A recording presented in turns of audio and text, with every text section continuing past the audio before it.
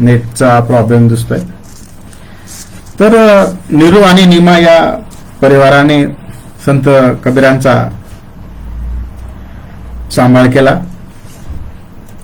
आणि याच कुटुंबामध्ये कबीरांचं पालन पोषण झालं. संत कबीरांवर नाथपंथी साधूंचा जास्त प्रभाव आपल्याला दिसून येतो. काशी हे त्या काळातलं एक मोठं तीर्थक्षेत्र मानलं जायचं. त्या ठिकाणी प्रचंड प्रमाणात अंधश्रद्धा देखील दिसायला मिळायची. सामान्य माणसाला फसवलं जायचं, धर्माची भीती दाखवली जायची व पैसा उकळला जायचा. ते कबीरांनी पाहिलं आणि त्या विरोधात त्यांनी आवाज उठवला. आणि हे खरं आहे की थोडीशी भीती दाखवली जाते आणि माणूस मग त्या ठिकाणी बळी पडतो. माझंच उदाहरण 2006 आम्ही विद्यार्थ्यांना घेऊन उत्तर प्रदेशातील मथुरा या ठिकाणी गेलो होतो. तर त्या ठिकाणी एका मंदिरामध्ये आम्हाला सांगण्यात आलं की या ठिकाणी असे एवढे पैसे द्या, पैसे दिले की मग ते पुण्य मिळेल, तुमच्या वडिलांच्या नावाची एक बोर्ड लावला जाईल फरशी आणि तुम्हाला पुण्य मिळेल वगैरे वगैरे. आम्ही काहीच दिलं नाही तर ते व्यक्ती अक्षरशः शिव्या घालत होते. म्हणजे भीती दाखवून लुटण्याचा एक प्रकार आहे. तर त्यावेळी किती असेल. याच कुटुंबामध्ये कबीरांचा पालन पोषण झालं. विणलेले हे कापड घेऊन ते बाजारात जायचे, परंतु आपल्या मालाजवळ ते थांबायचे नाही, फिरायचे. बैरागी साधू यांचं निरीक्षण करायचे. त्यातून त्यांचं जीवन म्हणजे अगदी बिनधास्त बंडखोर वृत्तीचं होतं. त्यांचा विवाह लोई नावाच्या एका कन्येशी झाला. त्यांनी सरळ सरळ पहिल्याच रात्री त्या लोई नावाच्या मुलीला विचारलं की तुझे लग्न तुझ्या इच्छेच्या नुसार झाले आहे का? तुला विचारलं होतं का? तुला दुसरं कोणी आवडत होतं का? खरंच तुझं लग्न तुझ्या मनासारखं झालंय का? असे संत कबीर स्त्री स्वातंत्र्याची बीज आपल्याला त्यांच्या विचारामध्ये दिसतात. कबीरचं वय काय असेल त्यावेळी तर बालपणामध्ये विवाह व्हायचा, पण बिनधास्त बोलणार हे व्यक्तित्व. मग बाबासाहेबांनी उभाच्या व्यक्तीला गुरु मानला असेल का? जसं आपण बघतो महात्मा फुलेंचं स्त्री स्वातंत्र्य. फुल्यांना मुलबाळ नव्हतं. स्वतः सावित्रीचे नातेवाईक फुल्यांकडे आले आणि म्हणाले, शेठजी तुम्ही दुसरं लग्न करा. ती म्हणाले नाही. मग निदान डॉक्टरी तपासणी तरी करून घ्या. ते म्हणाले ठीक आहे तपासणी करू, पण एका अटीवर, जर सावित्रीमध्ये दोष असेल तर मी दुसरं लग्न करतो, आणि जर माझ्यामध्ये दोष असेल तर आपण सावित्रीचं दुसरं लग्न करूया का? असं म्हटल्याबरोबर सावित्रीचे सगळे नातेवाईक पळून गेले. मग हे सत्य मानण्याचं काम ज्योतिबांनी केलं, स्त्री स्वातंत्र्याचं काम ज्योतिबांनी केलं. त्याच पद्धतीने संत कबीरांचं आपल्याला त्या ठिकाणी दिसून येतं. कबीरांनी विचारलं लोईला. लोई म्हणाली, हो माझं गावातील एका सावकाराच्या मुलासोबत आम्ही खेळायचो, आम्हाला वाटायचं आमचंही लग्न व्हावं. कबीर म्हणाले ठीक आहे, मग तू आता सुखी राहशील, तुला जर त्या घरी नेऊन घातलं तर तू जाशील? ते म्हणाले हो, चल मग तुला त्याच्या घरी सोडतो. आणि संत कबीर त्या लोईला घेऊन त्या घरापर्यंत गेले. एक 200-250 फूट अंतर असेल, तिथे थांबले आणि सांगितलं तू जा आता. लोई विचार करते हा काय माणूस आहे, दुसरं कोणी असतं तर रागवलं असतं, मारलं असतं, ओरडाओरड केली असती, बदनामी केली असती, आणि हा मला इथपर्यंत घेऊन आला. जाताना तिच्या मनामध्ये विचार येत आहेत. थोडं अंतर ते 4 पावलं चालत गेले, परत मागे आले आणि म्हणाले की मी जाणार नाही, मला तुमच्या सोबतच राहते.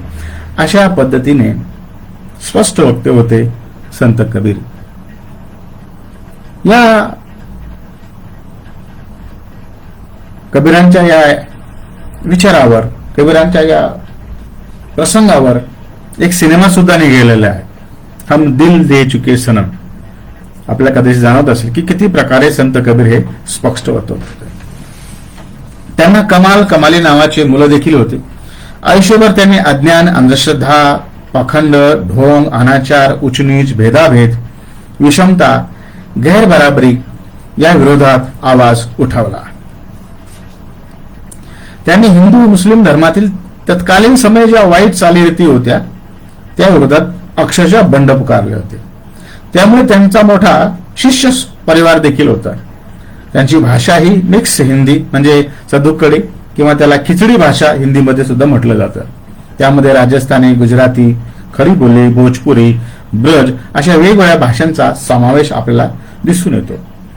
असं म्हणतात की कबीर 120 वर्षापर्यंत जगले.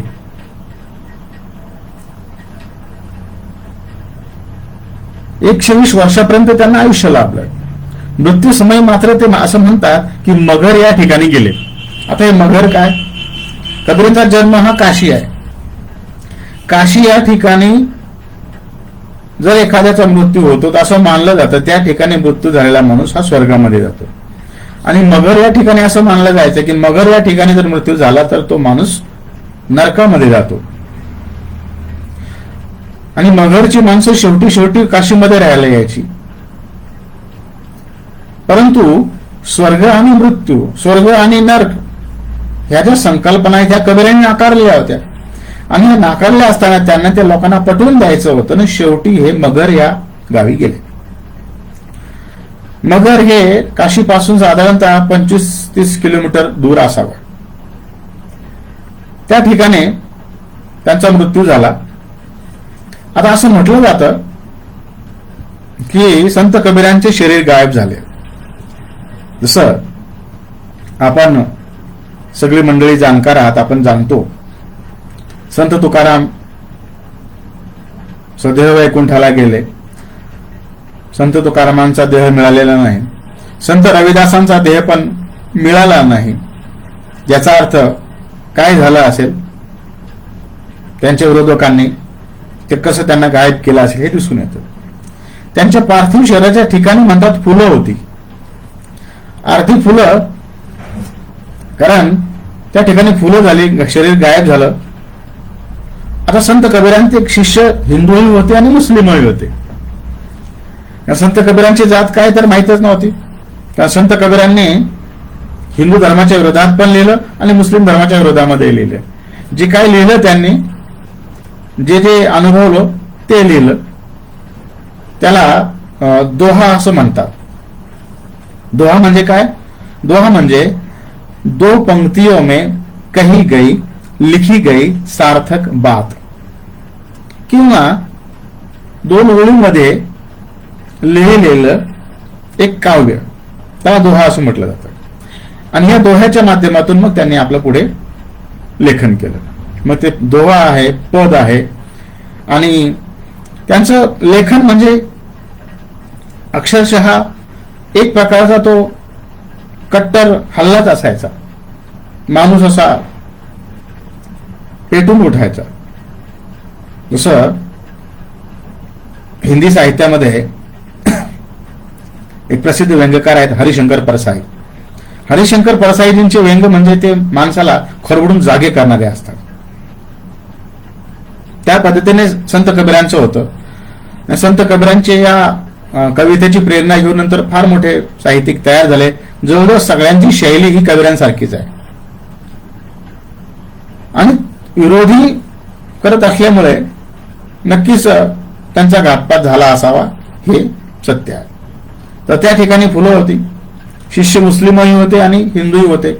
मग त्यांनी ती अर्धी फुलं वाटून घेतली. मुस्लिमांनी दफन केलं आणि हिंदूंनी ती अग्निसंस्कार केला. अग्निसंस्कार त्या ठिकाणी केला. संत कबीरांचं जे काय आंदोलन होतं त्याचे विविध वैशिष्ट्य आपण बघूया. संत कबीरांचं जे आंदोलन होतं ते म्हणजे उच्च नीच भेदभाव विरोध म्हणजे समतेचे समर्थक ते होते. 15व्या शतकामध्ये आपण बघतो ब्राह्मण, क्षत्रिय, वैश्य, शूद्र असे भेद मानले जायचे. जन्मानुसार श्रेष्ठ कनिष्ठ ही जी व्यवस्था मानली जायची. म्हणजे जी काय उतरंड आहे ब्राह्मण, क्षत्रिय, वैश्य याची सेवा कोणी करायची तर शूद्रांनी करायची. मग त्यावेळी संत कबीर असं म्हणतात की या व्यवस्थेला त्यांनी सुरुंग लावला. तू जो बामन बमनी के जाया तो आन बाट से काहे नाही आहे. तुम्ही जर ब्राह्मण श्रेष्ठ असाल तर तुमचा जन्म सुद्धा मातेच्या कुशीतूनच होतो आणि शूद्राचा जन्म सुद्धा मातेच्या कुशीतूनच होतो. मग तुम्ही श्रेष्ठ कसे. बरं, त्याचबरोबर ते तुरक म्हणजे मुस्लिमांना सुद्धा विरोध करायचे. जो तू तुरक तुर्कनी से जाया तो भीतर खतना क्यों न कराया. तुम्ही स्वतःला मुस्लिम म्हणता तर मग तुम्ही खतना मातेच्या उदरामध्ये पोटामध्येच करून काय येत नाही. मुस्लिमांना देखील प्रश्न केले. त्यानंतर उच्च आणि नीच ही जी भावना जी आहे त्याच्या विरोधात त्यांनी आवाज उठवला. ऊंचे कुल का जन्मिया ऊंची करणी न होय कनक कलश मद सो भला साधू निंदा होय. जसं स्वतःला तुम्ही ऊंचे कुल का मोठ्या कुळातला मानता, मोठ्या कुळामध्ये जन्म घेतला म्हणून माणूस मोठा होत नाही, तर त्याचं आचरण मोठं असावं लागतं. मोठ्या कुळातला असेल पण आचरण चांगलं नाही तर तो माणूस श्रेष्ठ म्हणू शकत नाही. जसं कनक कलश मदसो भरा म्हणजे सोन्याचं एखादं भांड आहे, मात्र त्याच्यामध्ये जर दारू भरलेली असेल तर सर्व साधू लोक त्याची निंदाच करणार आहे. त्याला काय अर्थ आहे. अशा पद्धतीने त्यांनी उच्च नीचचा विरोध त्या काळी केलेला होता. नंतर आपण बघतो की अंधश्रद्धेचा विरोध. कबीर असं म्हणतात, पोथी पडी पडी जगमुआ पंडित भयानक होय ढाई अक्षर प्रेम का पढे सो पंडित होय. म्हणजे पोथी पुराण पढून कोणीही विद्वान झालेले नाही. मग विद्वान कोण, खरा ज्ञानी कोण. ढाई अक्षर प्रेम का पढे सो पंडित होय. प्रेम नावाचं 2.5 अक्षर. प्रेम म्हणजे भाईचारा. प्रेम म्हणजे एकामेकाला माणुसकी दाखवण्याचा हा मार्ग. तुम्ही इकडं मोठी मोठी बुक वाचताय, पुस्तकं वाचताय, पोथ्या वाचताय, तुमच्या बाजूला एखादा गरीब माणूस याचना करतोय तर तुम्ही विद्वान नाही आहात. मात्र तुम्ही वाचन करत नाहीत, मात्र गरीबाला मदत करता. तुमच्यामध्ये आत्मीयता आहे, तुमच्यामध्ये प्रेम आहे, तुमच्यामध्ये करुणा आहे, तुमच्यामध्ये मैत्री आहे, तर तुम्ही ज्ञानी आहात असं संत कबीर म्हणायचे. पुढे असं म्हणतात, पत्थर पूजे तो हरी मिले मैं पूजू पहाड ताथे चाकी भली पिस खाए संसार. आणि त्या काळामध्ये ईश्वराच्या मूर्त्या या पत्थरांच्या म्हणजे दगडांच्या असायच्या. ते असं म्हणायचे की दगडाच्या छोट्याशा देवाला पूजल्याने जर देव मिळतो, प्रसन्न होतो, तर मी मोठ्या डोंगराला पुजतो, मला केवढा मोठा देव मिळेल. पण त्याच्यापेक्षा घरातलं ते जातं आहे, ज्याला चक्की असं म्हणायचे, ते तीच खाय संसार, ती सगळ्या घराला आटा देते, ती सर्वात श्रेष्ठ आहे असं ते मानते.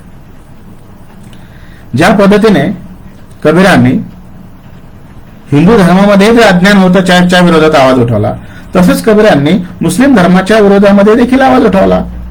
ते असं म्हणतात, कंकड़ पत्थर जोरी के मस्जिद गई बनाए ताचड़े मौला बाग दे क्या बहरा हुआ खुदाए. अरे बाबा, मौलवीला ते प्रश्न करतात कि तुम्ही पत्थर ईट चूने से मस्जिद को बनाते हो और उस पर बांग देते हो, क्या तुम्हारा खुदा बहरा है. असा प्रश्न त्यांनी त्या काळामध्ये विचारला होता.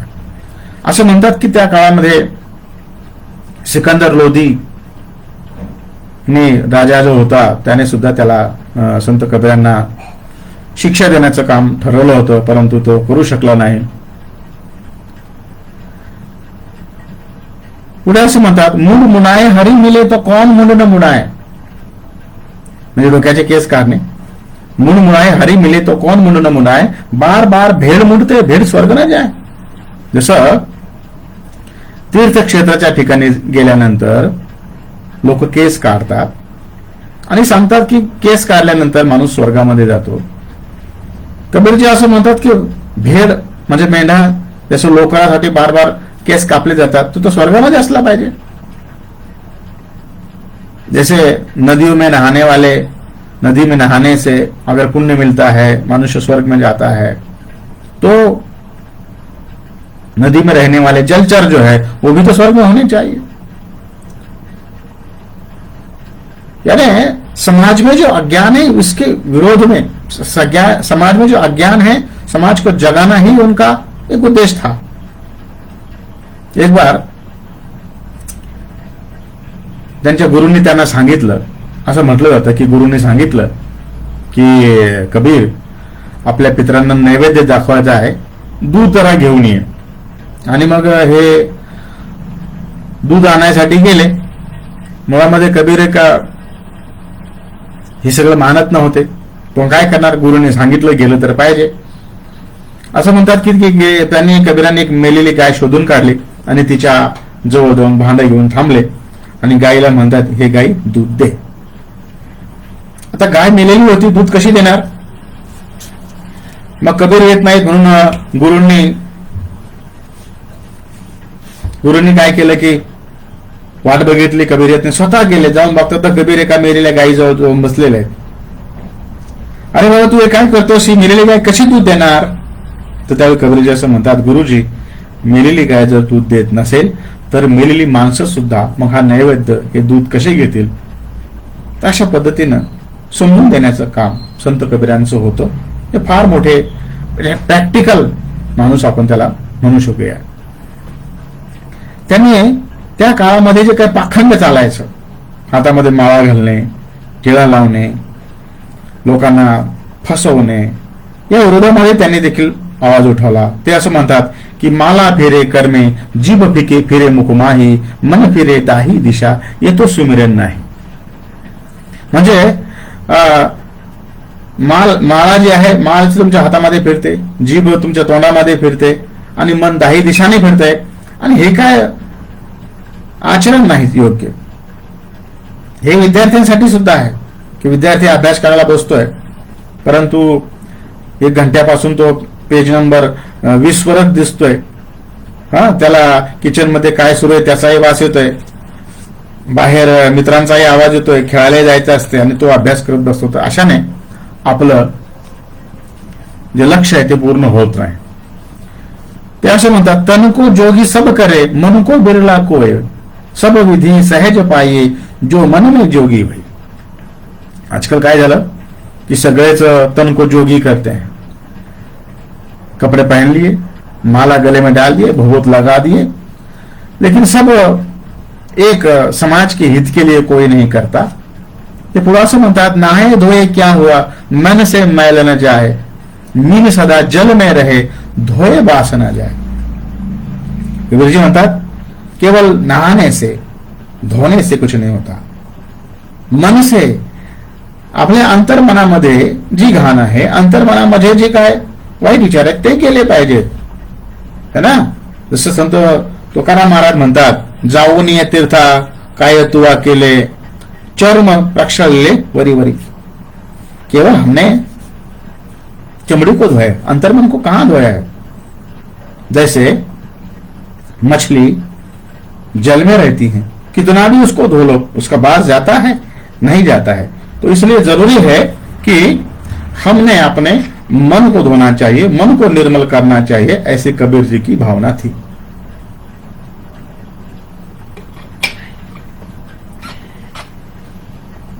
एक प्रसंग आहे संत कबीरांचा. संत कबीर एक प्रॅक्टिकल करून दाखवायचे लोकांना. एकदा एका नदीमध्ये एक पुजारी, किंवा त्याला आपण वेगवेगळे नाव, त्या काळामध्ये तिथे पंडित असं म्हटलं जाईल, नदीमध्ये पाणी सोडत होता. काही लोक त्यांच्याकडे गेली की महाराज तुम्ही काय करताय? त्यांनी सांगितलं की स्वर्गामध्ये तुमचे हे जे नातेवाईक आहेत ते तहानलेले आहेत, मी त्यांना पाणी देतोय. लोकांना बरं वाटलं, अरे वा, आमच्या याला किती काळजी आमच्या लोकांची. त्याला ते काही पैसे देऊ लागले. थोड्या दिवसांनी त्यानं काय केलं पुजाऱ्याने, की धान्य सुद्धा सोडायला केले. अहो तुम्ही काय करताय? नाही म्हणे, ते उपवास आहेत त्यांना मी धान्य देतोय. अरे वा, चांगली गोष्ट. लोक अजून त्याला पैसे देऊ लागले आणि त्याचं दुकान जोरात सुरू झालं. कबीरांनी मी पाहिलं कबीरांनी पाहिलं आणि कबीरांनी पाहिल्यानंतर काय झालं की हा बदललं पाहिजे, लोकांना कसं सांगायचं, हे अज्ञान कसं दूर करायचं.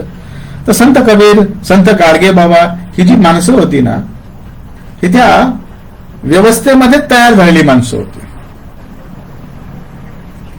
कबीरांनी काय केलं, बाजूला एक 10-15 फूट उभे राहिले, पाण्यामध्ये उतरले आणि हाताने पाणी असं बाहेर फेकू लागले. पाणी फेकायचे, ते पाणी खाली यायचं. लोक त्यांच्याकडे गेले, म्हणाले की अहो कबीर महाराज तुम्ही काय करताय. कबीरजी म्हणाले अहो माझा इथून एक 10-15 किलोमीटर अंतरावर माझं म्हणे ऊसाचं शेत आहे आणि त्या ऊसाच्या शेताला मला पाणी घालायचं. बरं ठीक. मग लोक हसले, अहो 15-20 किलोमीटर अंतर आहे आणि तिथं तुमचं कसं काय जाणार, त्याला पाईपलाईन करावी लागेल वगैरे वगैरे असं म्हटले असतील त्या काळात. आता पाईप त्या काळात नसावेत, पण त्यांना कसं काय समजून सांगायचं. लोक हसायला लागली. हो का, नाही जाणार पाणी, बरं बरं नाही जाणार, ठीक आहे ठीक आहे नाही जाणार. बरं मला कबीरांनी विचारतो बाजूला जो करतोय पुजारी तो काय करतोय. अरे भाई तो आमचे जे स्वर्गामध्ये मेलेले आमचे नातेवाईक आहेत त्यांना तो अन्नधान्य देतोय, पाणी देते. कबीरांनी विचारले की हे पृथ्वीचं आणि स्वर्गाचं अंतर साधारण किती आहे. म्हणे हे तर अनंत अंतर आहे. बर अनंत अंतर आहे का.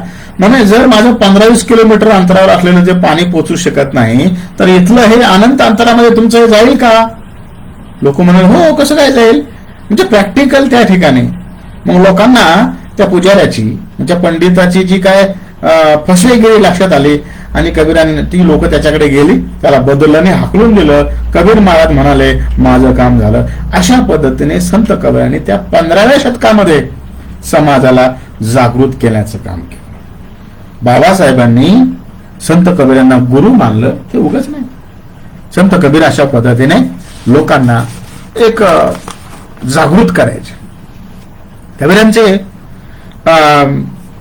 केवळ कबीर एक समाज सुधारक, उपदेशक,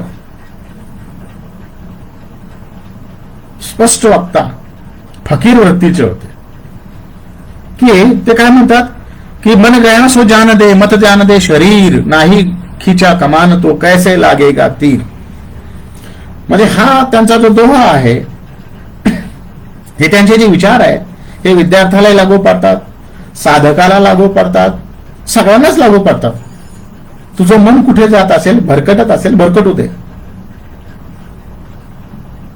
मन गया सो जान दे, मत जान दे शरीर, शरीराला जाऊ देऊ नको, शरीराला तुझ्या ताब्यात ठेव. नाही खिचा कमान तो कैसे लागेगा तीर. तुम्ही असा तीर घेतलाच नाही, कमान ओढलीच नाही तर लागणार आहे का नाही. म्हणजे मनुष्य हा स्वतःच्या चांगल्या आणि वाईटाचा निर्माता असतो. म्हणून तुम्ही स्वतः आपल्या याच्यावर ताबा ठेवा. तुम्हाला जर कर्तृत्व करायचं असेल तर तुमचं मन खंबीर असलं पाहिजे, तुम्ही निडर असलं पाहिजे, तुम्ही ठोस एक भूमिका घेतली पाहिजे की हे मी करणारच आहे. जसं बाबासाहेबांचं मन खंबीर होतं की मला माझ्या समाजाचा उद्धार करायचा, ज्या जातीमध्ये माझा जन्म झाला त्या समाजाचा उद्धार करणं ही माझी प्रथम भूमिका. जसं ज्यावेळी केळुस्कर गुरुजी बाबासाहेबांना घेऊन महाराजा सयाजीराव गायकवाडांकडे गेले असताना गायकवाडांनी विचारलं की भीमराव तुम्ही शिकून आल्या, परदेशातून शिकून आल्यानंतर तुम्ही काय करणार आहात,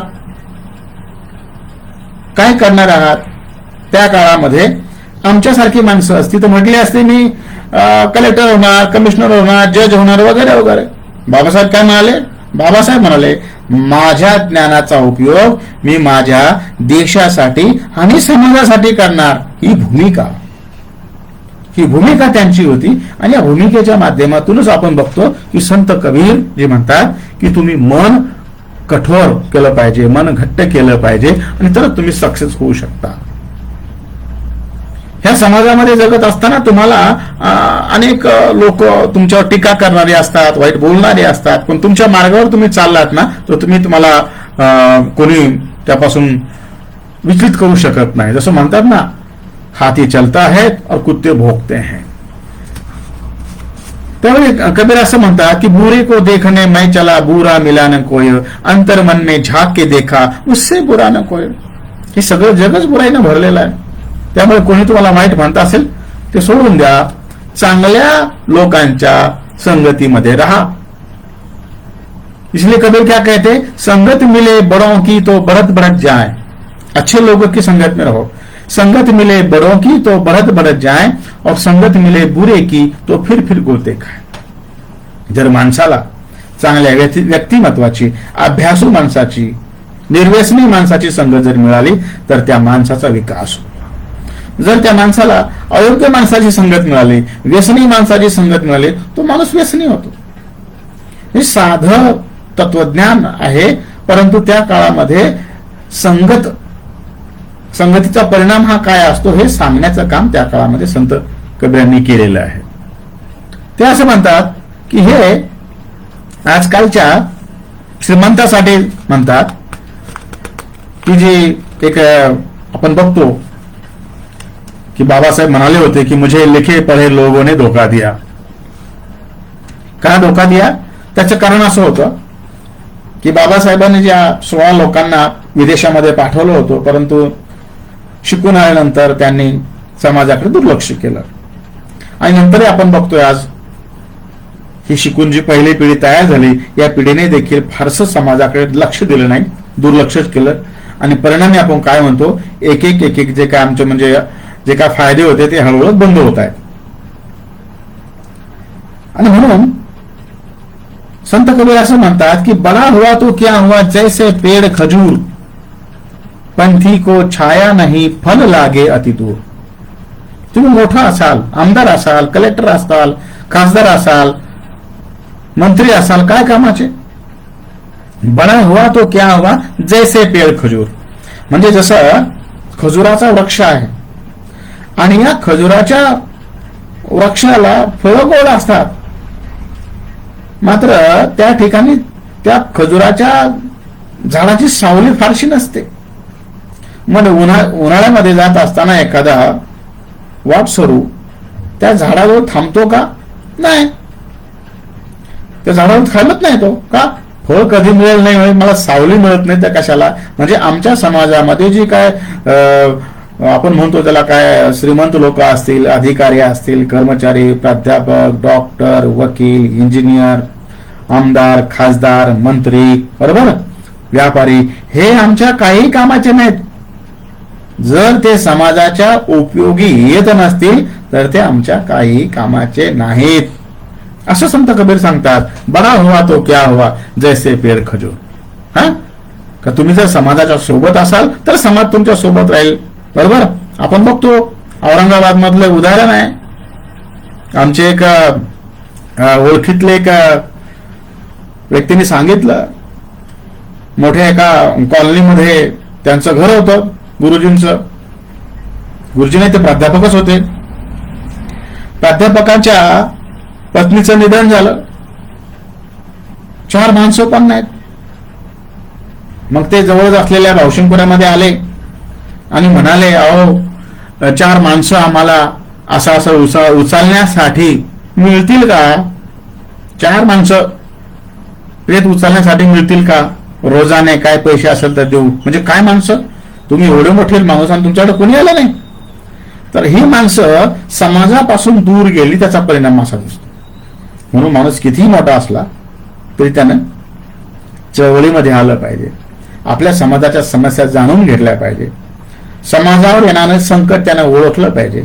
संत कबीर असं म्हणायचे की तुम्ही समाजाचं आपण देणं लागतो. बाबासाहेब म्हणायचे समाजाचं आपण देणं लागतो. बाबासाहेबांनी एवढ्या डिग्री मिळवल्या. परदेशातून बाबासाहेबांनी ठरवलं असतं तर राष्ट्रपती झाले असते, सुप्रीम कोर्टचे जज देखील झाले असते, पण ह्या माणसाने ते स्वीकारलं नाही. का? कारण समाजाचं देणं लागतो. पुढे कबीरजी असं म्हणतात, मुझको इतना दीजिए जाने कुटुंब समाए, मैं भूखा ना रहूं और साधू न भूखा जाए. मुझको कितना चाहिए? जाने कुटुंब समाय, म्हणजे माझ्या कुटुंबाचा चरितार्थ भागेल, माझ्या कुटुंबाचा उदरनिर्वाह होईल, एवढंच मला हवंय. माझ्या घरी एखादा साधू एखादा गरीब माणूस आला, त्यालाही 4 घास मिळो, याच्यापेक्षा मला काहीही नको. आता मला सांगा, 15व्या शतकामध्ये संत कबीर असं मुझको इतना ही दे दो. आजचे आपण बडे बडे उद्योगपती, कारखानदार बघा, सगळ्या कंपन्या त्यांनी हव्यात. मोठे मोठे उद्योगपती बघा, भाजी विकतायत, दूध विकतायत, सगळं म्हणतात आम्हीच करणार आणि बाकीच्या उद्योगांना चालू द्या. म्हणजे कबीरांचं हे तत्वज्ञान हे आज सुद्धा प्रासंगिक आहे, आज सुद्धा लागू होतं. मुझको इतना दीजिए ज्याने म्हणजे माझ्या कुटुंबाचा उदरनिर्वाह होईल, एवढंच मला हवं, याच्यापेक्षा जास्त नको, अशी भावना त्या काळामध्ये सांगायची. आणि हे करत असताना, समाज कार्य करीत असताना तुमच्या वर शिंतोडे उडणार, लोक टीका टिप्पणी करणार. कबीर म्हणतात करू द्या, कारण ज्या झाडाला फळं असतात त्यालाच तर लोक दगड मागतात ना. कबीर म्हणतात निंदक नेरी राखिये अंगणी कुटी बंधाय. निंदक, तुमची निंदा करणारा, निंदक नेरी राखिये अंगणी कुटी बंधाय, बिन पाणी बिन साबन निर्मल करे सुहाय. हा काय करतो निंदक? बिन पाणी बिन साबन तुमचे दोष काढत असतो, तुमचे दोष तुम्हाला निर्मळ करत असतो.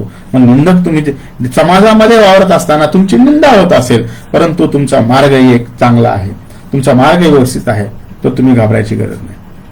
बाबासाहेबांनाही त्या काळामध्ये अक्षरशः रक्ताने लिहिलेली पत्र आली होती. बाबासाहेब डगमगले नाहीत, निश्चयापासून ध्येयापासून हटले नाहीत ते कधी. मी काम माझं करत राहिले आणि करत राहिले.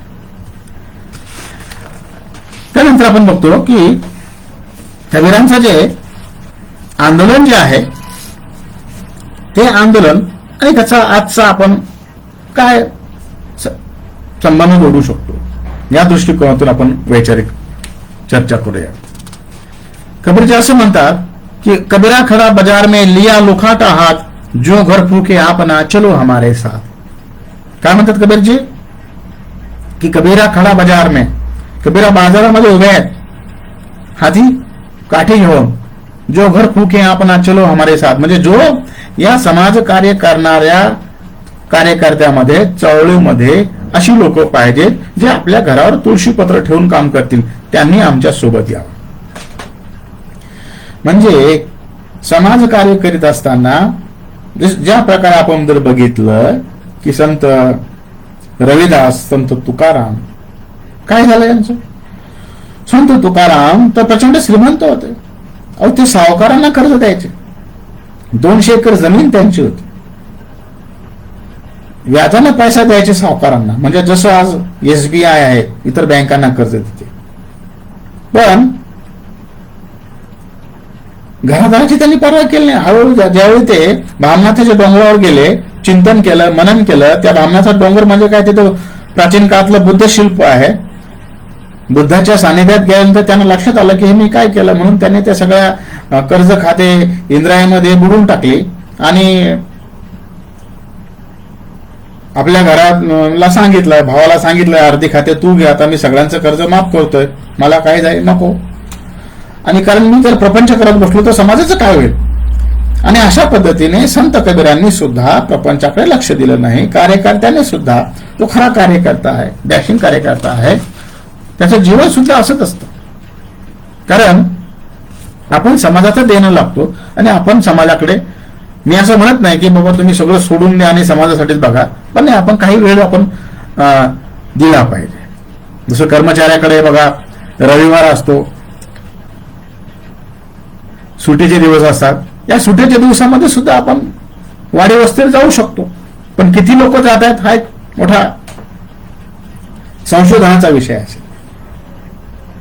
कारण कर्मचारी हा सुशिक्षित असतो आणि कर्मचाऱ्याला येणारी संकट कळत असतात.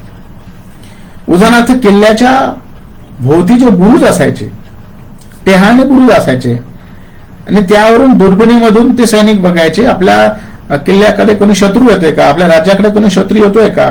मग त्याच्यासाठी ते सुरक्षेसाठी काहीतरी उपाय तयार करायचे, सैन्य तयार करायचे, सावध व्हायचे. तसा हा जो आपल्या समाजातील बहुजन समाजातील तो कर्मचारी आहे, हा सुशिक्षित आहे, हे आधुनिक गुरुज आहेत, त्यांना कळतं. जसं मला 10 वर्षापूर्वी एका डॉक्टरने सांगितलं होतं की हे संविधान, हे राखीव जागा काही दिवसाने संपतील, शिष्यवृत्ती संपतील, फार भयानक चाललंय, जागे व्हा जागे व्हा. ते बघतोय आज खरोखरच खासगीकरणाच्या माध्यमातून आरक्षण संपवलं जात आहे. विद्यार्थ्यांना जी काही स्कॉलरशिप मिळत होती ती आता हळूहळू बंद होते, कारण 2-2 वर्ष स्कॉलरशिप मिळत नाही. त्या नेटवर जाऊन तो फॉर्म भरा, डेट निघून जाते. जे काय चाललंय, आम्ही कॉलेजमध्ये असताना आम्हाला दरमहा शिष्यवृत्ती मिळायची, त्याच्यामध्ये आमचा खर्च भागायचा. काही मुलं अक्षरशः घरी मनी ऑर्डर करायचे, पण काय झालं, खरोखरच ते बंद झालं. समाज जागृत जर असता, कर्मचारी जागृत जर असते, शासनकर्त्यांना प्रश्न विचारले असते, आंदोलनं केली असती, तर ते झालं नसतं. आज काय झालं, विद्यार्थ्यांच्या दृष्टिकोनातून ऑनलाईन शिष्यवृत्ती. ऑनलाईन मध्ये काय होतं, आमच्या मुलांना शिष्यवृत्ती देण्या अगोदर 200-400 रुपये त्या कॉम्प्युटरवाल्याकडे जाऊन भरावे लागतात. हे फार मोठं दुर्दैव आपल्या समाजाचं आहे. आमच्या कर्मचाऱ्यांनी समाजाकडे दुर्लक्ष केलेलं आहे. गरज आहे, आपण जर कबीरांची पाईक असू, आपण बाबासाहेबांची जर अनुयायी असू, तर आपण समाजाकडे नक्कीच लक्ष दिलं पाहिजे. कारण आपण समाजात देणं लागतो. वामनदादा कडे कसं म्हणतात, तुझ्या हाती तूप आलं, तुझ्या हाती साय, समाजाचं काय गड्या, समाजाचं काय. तुझ्या हाती सगळं आलंय ना, मग समाजाचं काय, समाजाकडे तू कधी बघणार आहेस, हे विचारतायत वामनदादा. संत कबीर असं म्हणतात, मेरा मुझ में कुछ नहीं, जो कुछ है सो तेरा, तेरा तुझको सो पता, क्या लागे है मेरा. म्हणजे संत कबीर असं म्हणतात, माझं जे आहे ना, माझं काहीच नाही. मेरा मुझ में कुछ नहीं, जो लागे सो तेरा. तेरा म्हणजे काय, हे सगळं जे आहे हे समाजामुळे आहे, आणि मी हे सगळं समाजाला सोपवणार.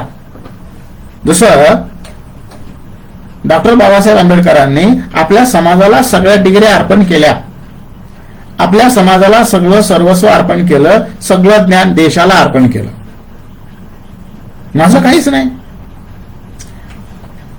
आता प्रत्येक माणूस बाबासाहेब होणार नाही, प्रत्येक माणूस संत कबीर होणार नाही, पण काही वेळ आपण देऊ शकतो, काही आपण लोकांना मदत करू शकतो.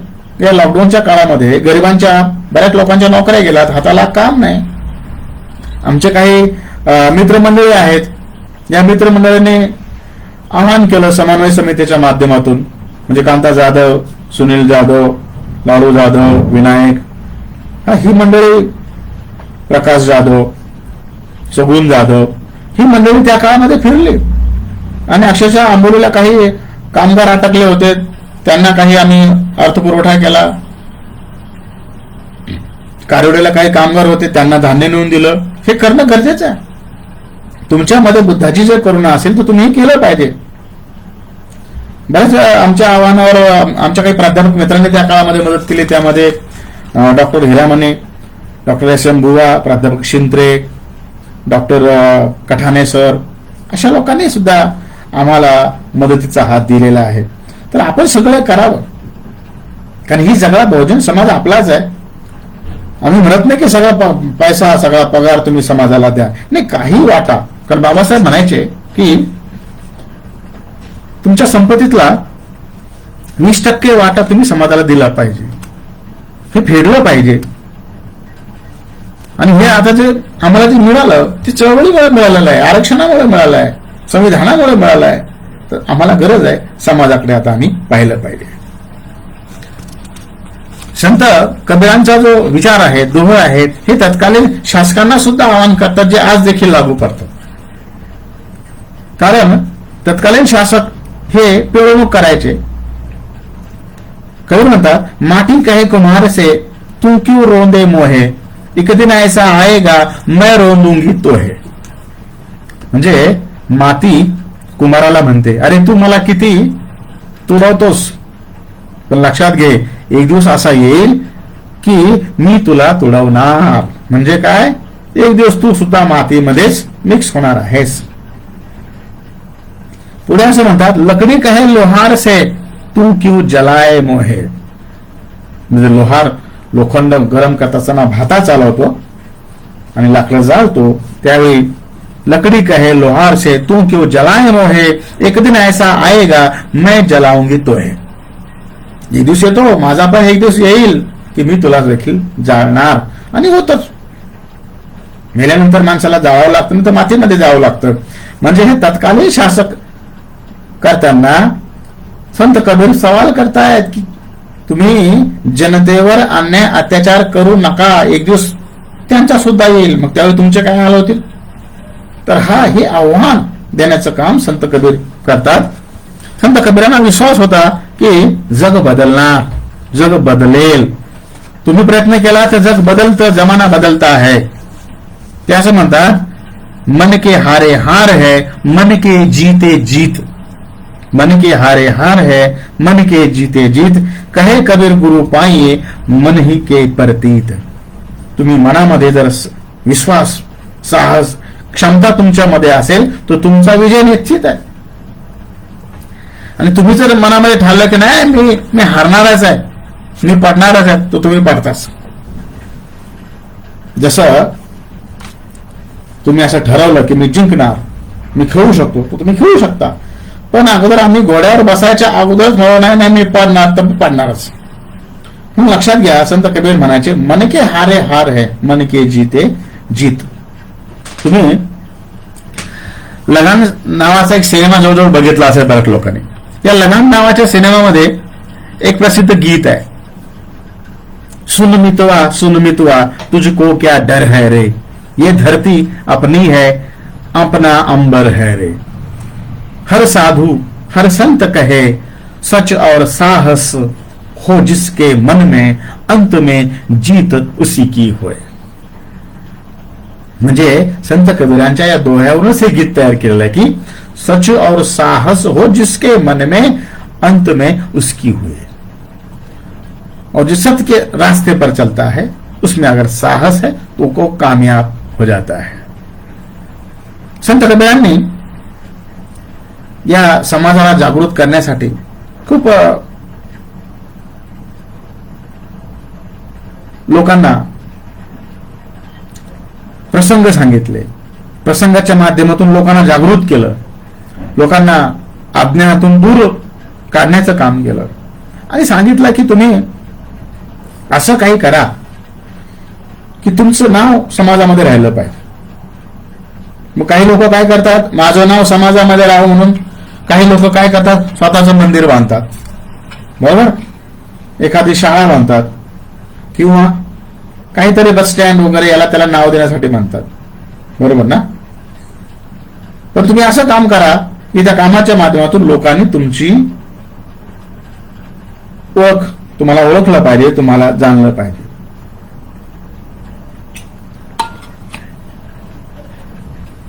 कबीर म्हणतात की जब हम दुनिया में आए जग हसे और हम रोए. जेव्हा माझा जन्म झाला तेव्हा लोक हसत होते आणि मात्र आम्ही रडत होतो.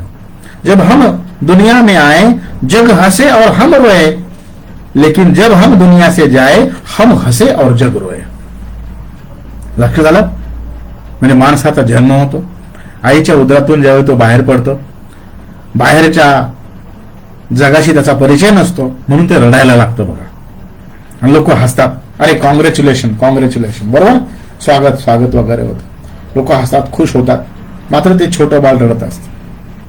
कबीर काय म्हणतात, आम्ही असं काम केलं पाहिजे, आम्ही असं काहीतरी केलं पाहिजे समाजाविषयी की आम्ही ज्यावेळी या जगातून जाऊ तर हम हसे और जग रोए, हम हसे और जग रोए. जसं आपण बघितलं 6 डिसेंबर 56 बाबासाहेबांचं निर्वाण झालं. 6 लाख म्हणजे लाखो, 6 लाख की 8 लाख जास्तीत जास्त लोक त्या ठिकाणी होते. त्या काळी मराठा आचार्य यात्रेंचा तो पेपर होता, त्यामुळे त्यांनी असं लिहिलं होतं की अक्षरशः लोक वेडे झाले होते. काही भिंतीला टकरा मारून घेत होते, रक्त बंबाळ होत होते. प्रत्येक माणसाला वाटत होता की माझाच बाप मेलेला आहे. एवढं काम बाबासाहेब आंबेडकरांनी केलं. कबीर काय म्हणतात, आम्ही असं काहीतरी केलं पाहिजे की मी जाताना हसलो पाहिजे आणि लोक मात्र रडली पाहिजे. हे खरं आहे. कबीर एक द्रष्टे विचारवंत होते, कबीर एक चिंतक होते, कबीर एक ज्ञान पिपासू म्हणजे विवेकवादाचा पुरस्कार करणारे, अज्ञान, अंधश्रद्धा, अंधविश्वास या विरोधामध्ये त्यांनी फार मोठं काम केलं. परंतु तत्कालीन समयी कबीरांचं जे काय काम आपण जे बघितलं, संत कबीरांचा जो काही योगदान बघितलं, की कबीरांच्या त्या साहित्यिक वृत्तीमुळं, कबीरांच्या त्या म्हणजे उदाहरण ज्या आजच्या काळामध्ये आपण जर बघितलं की वामन दादा कर्डक फारसे शाळेत गेले नाहीत,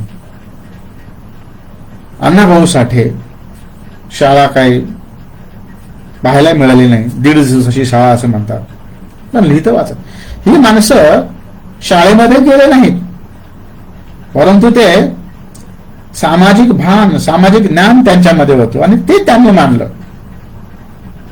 हे समाजाबद्दल सतत चिंतन करायचे, समाजाचं चिंतन त्यांच्यामध्ये होते आणि सामाजिक चिंतन असल्यामुळे हा समाज अज्ञानामध्ये, दरिद्रीमध्ये पिचत पडलेला आहे, त्याला बाहेर काढण्यासाठी मला काहीतरी केले पाहिजे, ही भावना म्हणजे बुद्धांची करुणा त्यांच्यामध्ये होती. म्हणजे कबीर असं म्हणतात आपल्या दोह्यामध्ये की सुखिया सब संसार है खाए और सोए. सुखिया सब संसार है खाए और सोए म्हणजे हे जग काय आहे, अज्ञानामध्ये सुखी आहे, खाए और सोए, खाता है और सो जाता है. दुखिया दास कबीर है जागे और रोए. कबीर क्या है, दुखिया है, दुःख है, त्याला दुःख होत आहे, तो जागता है और रोता है. हे खरं आहे. कबीरांना मी पाहिलं नाही, पण कबीर रडायचे हे मात्र खरं. कसं, ज्याला समाजाबद्दल चिंता आहे, कळ ही माणसं रडणारच. असं म्हटलं जातं की बाबासाहेब पण रडायचे, असं म्हटलं जातं की कांशीरामजी, मान्यवर कांशीरामजी पण रडायचे, ज्यांनी बामसेबची निर्मिती केली. आता मी कांशीरामजींना रडताना बघितलं. विद्यार्थी दशेमध्ये असताना औरंगाबादला त्यांचा एक कार्यक्रम झाला होता.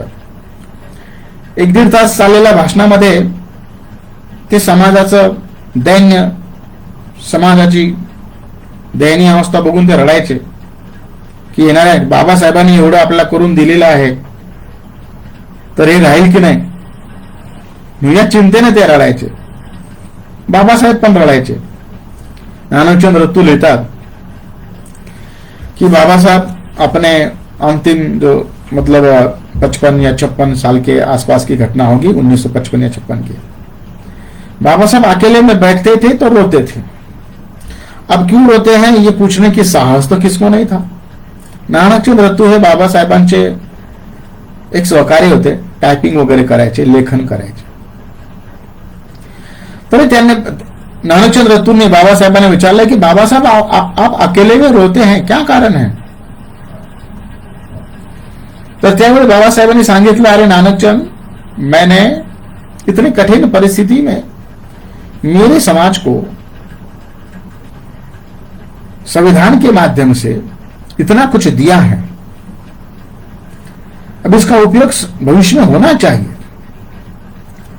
और मैंने जो कारवा यहां तक लाया, इस कारवे को आगे ले जाने वाला कोई तो होना चाहिए, लेकिन दुर्भाग्य से मुझे इस कार्य को ले जाने वाला कोई नहीं दिखाई दे रहा, तो मैं रो नहीं तो क्या.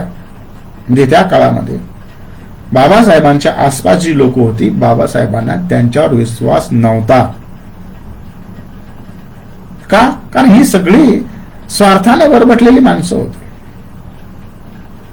बाबासाहेबांचे सत्कार व्हायचे ना, बाबासाहेबांना सामान्य जनता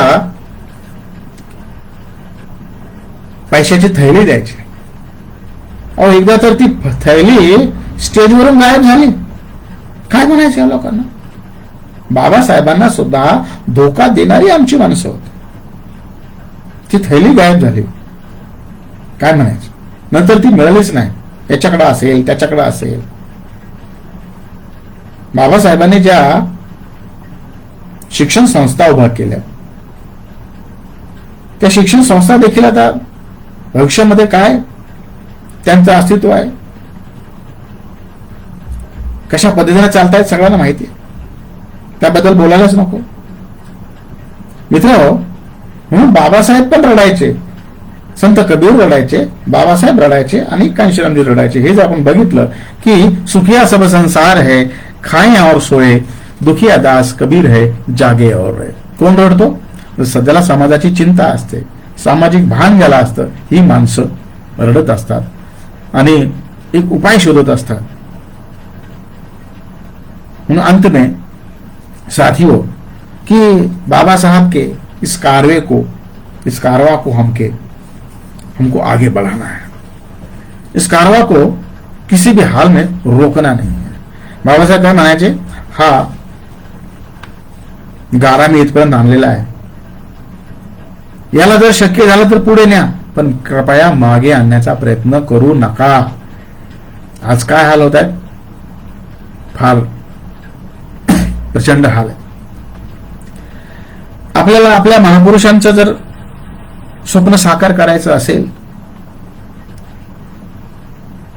तर आपल्याला आता काम केलं पाहिजे.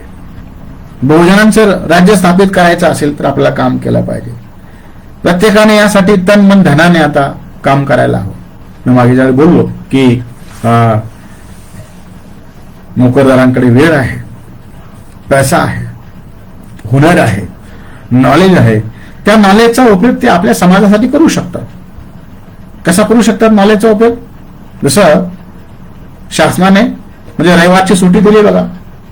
अगोदर ही रविवारची सुट्टी नव्हती. फुलेंचे एक सहकारी होते नारायण मेघाजी लोखंडे. या नारायण मेघाजी लोखंडे यांनी त्या काळात आंदोलन उभं केलं आणि इंग्रजांकडून रविवारची सुट्टी मागितली. कशासाठी? की आम्हाला सत्यशोधक समाजाचं काम करता यावं. म्हणजे या रविवारच्या दिवशी ते सत्यशोधक समाजाचे काम करायचे आणि रविवारची सुट्टी मागितली. तेव्हापासूनही आम्हाला रविवारची सुट्टी आहे. आज दुर्दैवाने आमचं काय झालं, आमचा संडे म्हणजे मटन डे झालाय, संडे म्हणजे फिश डे झालाय, संडे म्हणजे आराम डे झालाय, संडे म्हणजे एन्जॉय डे झालाय. रविवार मिळतो, इतर सुट्ट्या असतात. किमान आपण गावी गेलं पाहिजे, लोकांच्या भेटी घेतल्या पाहिजेत. जे अज्ञानी आहेत त्यांना ज्ञान देण्याचा प्रयत्न केला पाहिजे. समाजावर येणारी जी काही संकट आहेत ती जाणून घेतली पाहिजेत. आज बघा, खाजगीकरणाच्या नावाखाली आरक्षण संपवलं जातंय. जे काही सरकारी उद्योग आहेत ते हळूहळू खाजगीमध्ये लोटण्याचा फार मोठं डाव या ठिकाणी सुरू आहे. आपण बघा, जसं BSNL आहे बंद होत आहे, त्यानंतर रेल्वेचं काय खाजगीकरण सुरू आहे. आणि या खाजगीकरणात हे जर खाजगीकरण झालं तर या ठिकाणी जे काय गव्हर्नमेंट सेक्टर आहेत, या गव्हर्नमेंट सेक्टरमध्ये जे काय राखीव जागा होत्या त्या मिळणार नाहीत. आणि ह्या पद्धतीने म्हणजे एक पद्धतीने आपण जर बघितलं की हे आमच्या नोकऱ्या संपवण्याचा डाव आहे. यासाठी आपण आता जागृत झालं पाहिजे.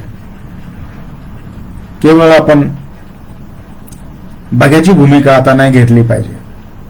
पण जोपर्यंत आपण हे लक्षात येणार नाही की समाज संकटामध्ये आहे, संविधान संकटामध्ये आहे, तर आपण आता कामाला लागलं पाहिजे.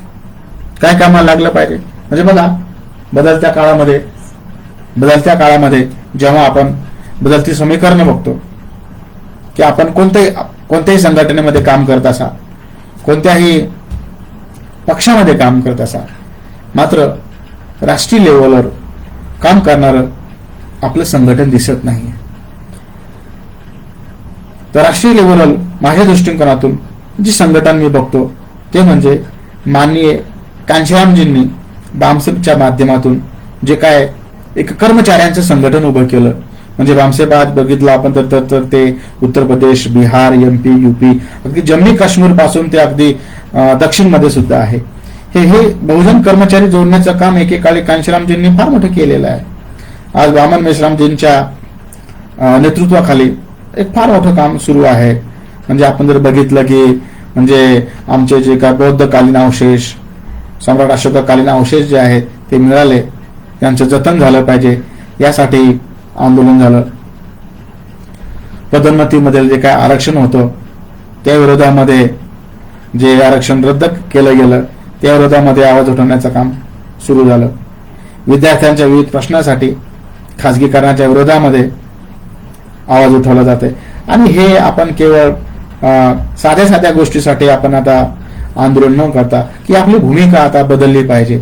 आपण आपल्या ज्या काही संघटना आहेत, मातृ संघटना, पितृ संघटना ज्या ज्या असतील त्यामध्येच यायचा. परंतु ज्यावेळी देशाचा प्रश्न येतो, देशाचा प्रश्न असतो, त्यावेळी आपण त्यामध्ये सामील झालं पाहिजे. एकामेकाला समजून घेतलं पाहिजे. आपल्यामध्ये वाद असतील, आपल्यामध्ये ते जरूर मनुष्य आहे म्हणजे वाद त्या ठिकाणी आहे. परंतु जी अण्णाभाऊंची जी काय घोषणा होती, ये आजादी झूठी है, देश की जनता भूकी है. मित्र हो, 70 वर्ष झालीत, 72 वर्ष झालीत, आजही भारत देशाची अवस्था सामान्य माणसाची तीच आहे. म्हणून आज आपल्याला गरज आहे की आपण या बामसेफ सारख्या चळवळीमध्ये सामील झालं पाहिजे. आपण ट्रेनिंग घेतलं पाहिजे आणि ट्रेनिंगच्या माध्यमातून येणारी संकट काय काय आहे त्या विरोधामध्ये आपण पेटून उठलं पाहिजे आणि आपला वेळ आपल्या समाजाला दिला पाहिजे. तरच आपण या महापुरुषांचे अनुयायी आहोत. कारण अनुयायी आणि भक्त यामध्ये फरक आहे. कारण भक्त काय करतो तर भक्त देवाची पूजाच करतो, हार घालतो, अगरबत्ती लावतो आणि कार्य विसरून जातो. मात्र अनुयायी आपल्या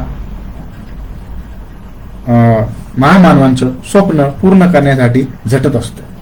बाबासाहेब काय म्हणाले होते, माझी जयंती साजरी करू नका, तर मी जे सांगितलेलं आहे त्या गोष्टी पूर्ण करण्यासाठी तुमच्या जीवाची बाजी लावा, आपली जान की बाजी लगाइए. म्हणजे बाबासाहेबांनी जे सांगितलंय, बाबासाहेबांचे स्वप्न आहे तिथल्या समाजाला शासनकर्ते जमात बनवणे. व्यवस्था परिवर्तनाचे हे काम आहे आणि या व्यवस्था परिवर्तनाच्या कामामध्ये आपल्याला आता गरज आहे की आपण खरोखरच एकत्र आलं पाहिजे.